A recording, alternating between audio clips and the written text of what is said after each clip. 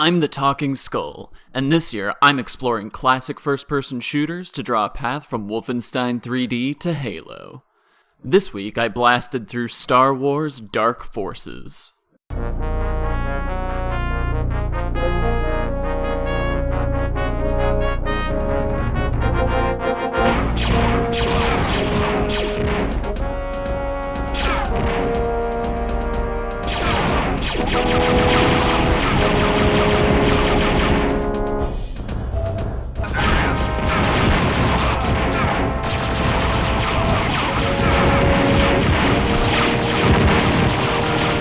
Star Wars, stormtroopers, spaceships, droids. We've got an opening crawl, we've got the original score, we've got budget Leia. And the first mission has you stealing the plans for the Death Star. This game is, for me, the perfect kind of Star Wars side content. It's just removed enough from the films to not have to live up to them, but just connected enough that we feel like part of the story. Luke and Yoda don't show up, we're not saving the galaxy, but we get to play an off-screen role in the rebellion, we get to shoot stormtroopers, and Jabba the Hutt captures us and throws us into a gladiatorial pit where we punch a giant monster to death, rescue our buddy, and barely get away with our lives. It's great. We even get to face off against a special guest. And Dark Forces nails its aesthetic. Authentic film sound effects mixed with great models of stormtroopers, Empire officials, and aliens, wrapped up in a lovingly crafted series of environments representing various Star Wars locales. Levels are fewer but longer, and in a first for this genre, every single level is a visually distinct location. Dark Forces takes you to frozen tundras, imperial starships, blasted out war zones, towering cities, and seedy marketplaces. The big bad from this game, Dark Troopers, fits so neatly into Star Wars that even The Mandalorian uses them. Look at the way your ship flies away when you start a mission. And these little droids, they're so cute. Oh no. No! Sprinkled between these unique locations are a handful of cutscenes, another first in an FPS. Most of these cutscenes are just two characters standing in a room talking at each other. I should have kept working for the Empire. But still, their inclusion is a big tool added to the narrative toolbox. Unfortunately, a setting that's all about laser pistols doesn't leave a lot of room for creative weapons and enemies. Dark Forces really tries to mix up the enemy design, but even the more unique enemies often don't get distinct attacks, and most of your weapons are pretty interchangeable. You get into a lot of blaster fights, and while that feels awesome at first, by the mid-game, the novelty starts to wear off, and the samey encounters start to feel pretty repetitive. The same poor enemy design that held back Wolfenstein and Rise of the Triad holds back Star Wars too. And while it may be dictated by the setting, that doesn't make it more fun. Still, enemies die fast, so at least combat isn't a slog. The level design is on point in this game. On top of the unique environments, levels are full of the kind of neatly converging paths that made Heretic great, along with hubs and landmarks that make navigating large, complex maps a breeze. Dark Forces is also the most advanced 3D game engine we've seen yet, able to support true layered floors. Doom and its imitators had verticality, but floors couldn't actually be directly above or below each other. Even sections of the level that were higher or lower occupied the same layer on the floor plan. Not so in Dark Forces, where densely layered facilities utilize the full three-dimensional space, adding tons of flexibility and variety to maps. In yet another first, Dark Forces integrates jumping and crouching into the core gameplay. Some of the games we've covered have included jump or crouch buttons, but never really as fleshed out features, and never baked into the level design. Dark Forces changes all that. Jumping and crouching are required early and often, with ledges and limbo bars littered throughout levels. This helps make maps more dynamic and adds more tools to the designer's kit. These features would become staples of not just first-person shooters, but 3D games in general, so Dark Forces is a real pioneer here. The variety in levels is further enforced by some surprisingly great puzzles. Dark Forces uses puzzles very sparingly. There are maybe 3 real puzzles in the whole game. This makes them less of a consistent source of downtime and more something novel to throw at the player from time to time. And the puzzles on display here are kind of great. Rather than simply moving stairs and doors by pushing buttons, Dark Forces asks us to understand systems that are at once complex but also grounded. I really enjoyed these puzzles, especially this one where you have to use this map to figure out how to manipulate the locks on an Imperial supercomputer to get to its core. We also see a second take on an objective system.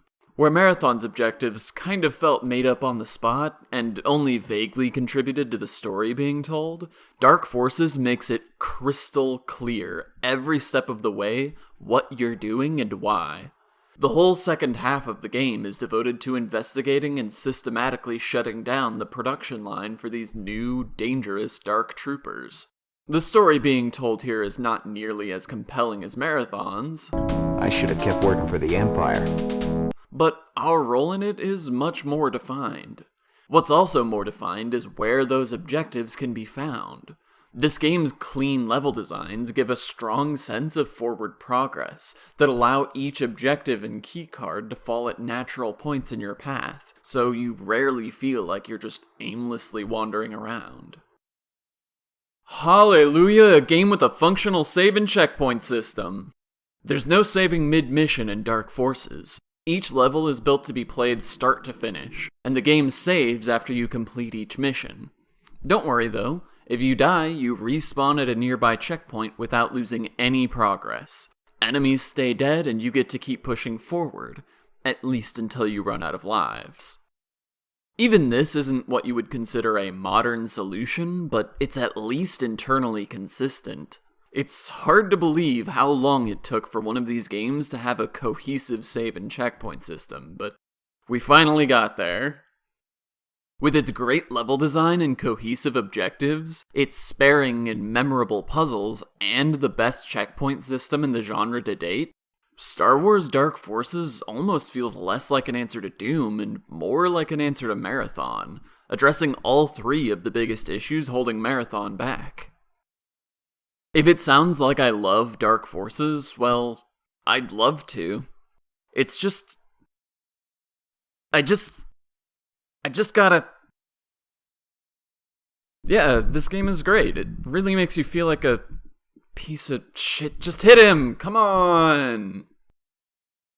For every good decision this game makes, there's a needle in the rib. Jumping and crouching are great additions, but as a result, Dark Forces fancies itself a proto-3D platformer. Instant death pitfalls litter these levels, and falling into them is often all too easy, and rarely fair. Vertical auto-aim is still around, but in Dark Forces it doesn't work particularly well. I can't even call it finicky, because that implies it's at least consistent about what it wants from you. Instead, it sometimes feels arbitrary when the aiming will actually work. There are buttons to look up and down, but they're mapped to page up and page down, with no mouse input. Not exactly practical to use, so most of the time you're stuck to winging it and fighting with the awful auto-aim. To make matters worse, some weapons have alternate fires, but I didn't realize that until about halfway through the game, because alternate fire isn't mapped to right-click. It's mapped to Z, totally inaccessible to mouse users. Similarly, jump and crouch are both on the left side of the keyboard, away from the arrow keys, so mouse users in 1995 couldn't move around while jumping or crouching, rendering the game functionally unplayable. Mouse use is technically supported by this game, but it doesn't feel like it was tested at all. When it comes to playing with a mouse, Doom is still king. And wait, there's a headlamp? Why did nobody tell me? I literally turned the gamma correction up earlier because I thought the lighting was just broken. Who puts important gameplay features on the function keys? All of this is underpinned by the samey, simple encounters. Turn a corner, see an enemy with a hitscan blaster, shoot them with your hitscan blaster, rinse, repeat, and sometimes throw in these pointless stun-lockable melee enemies. This game is a difficult one to recommend. In many ways, it's the most impressive and best designed FPS game of its time. Its great level design, advanced engine, innovative mechanics, clear narrative throughline, and thoroughly nailed Star Wars aesthetic make it a standout title. But once the Star Wars novelty wore off, I found my experience dominated by little frustrations. The instant death pitfalls, the broken vertical aiming, the various control issues, and the repetitive encounters all conspire to drag down what could be a great game. And I found that for all its excellence, I still didn't have as much fun with Dark Forces as I did with Doom. It goes to show that nothing beats perfected core gameplay. Excellent weapon and enemy design and a focus on that moment-to-moment action does more for a game than anything else. Oh yeah, and for modern players, the Steam version is straight up half-assed.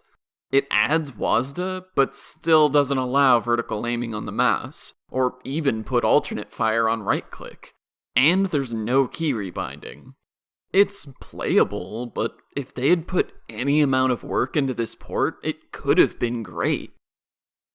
Dark Forces is an important historical stepping stone, and a worthwhile buy for anyone who's a fan of both Star Wars and old-school shooters.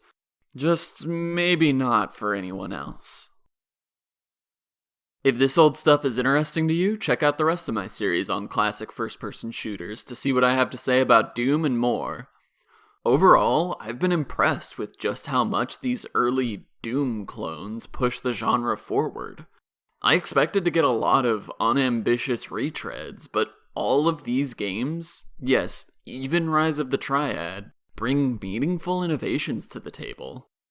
If there's anything you think I should cover, leave a comment below so I can see. Dark Forces was a groundbreaking game and a shiny new engine. Next week, we're going back to the basics.